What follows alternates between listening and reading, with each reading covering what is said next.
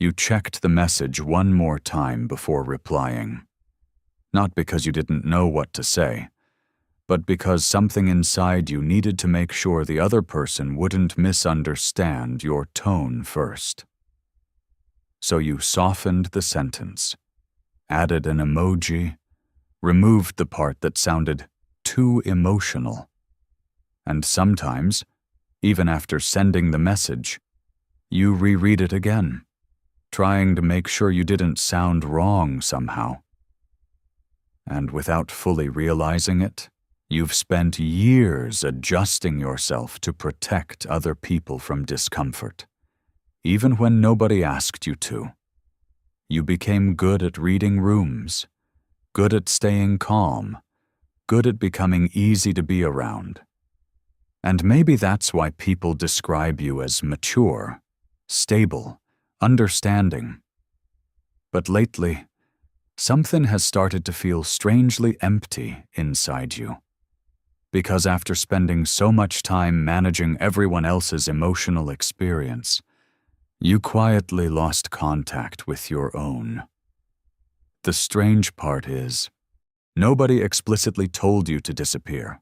You just learned it slowly, conversation by conversation, reaction by reaction, silence by silence, until self-adjustment stopped feeling like effort and started feeling automatic. What you call being considerate may actually be chronic self-monitoring. Your body stopped entering conversations naturally. It entered them carefully. You learned to scan people's tone, facial expressions, silence, small emotional shifts, before fully becoming yourself around them, not because you were weak, and not because you were fake. Your nervous system simply learned that emotional unpredictability was something to prepare for. So instead of asking, "What do I feel right now?" your attention slowly became trained to ask, "What version of me will keep this interaction safe?" And after enough years, self-monitoring stopped feeling exhausting. It just started feeling normal.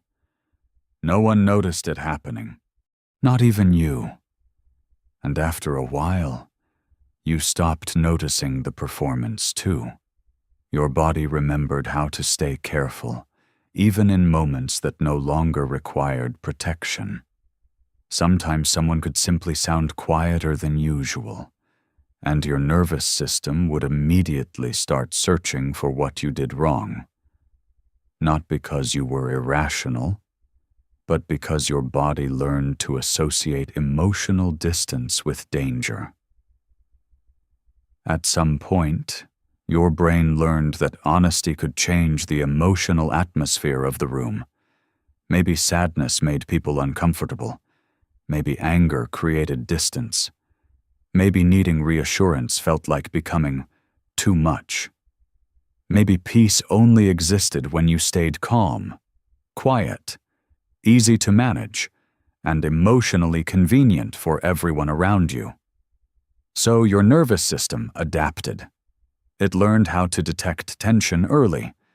It learned how to become emotionally useful. It learned how to avoid conflict before conflict even appeared. And slowly, you became disconnected from spontaneous emotion. You stopped reacting naturally. You started reacting strategically, not consciously, not manipulatively, just carefully, because your body was trying to protect you from rejection before it happened. Your brain did what brains do. It learned, and after enough years, survival stopped feeling like survival. It started feeling like your personality. So you kept adjusting, and adjusting, and adjusting, until adaptation no longer felt like adaptation. It just felt like who you were. And the frightening part is, you became so good at functioning that nobody realized how exhausted you were becoming. You smiled while overwhelmed, stayed calm while internally collapsing, said, "I'm fine," while carrying tension your body never fully released. No one saw it happening, not even you. Your nervous system stayed alert for so long that rest started feeling unfamiliar. Silence felt suspicious. Distance felt dangerous.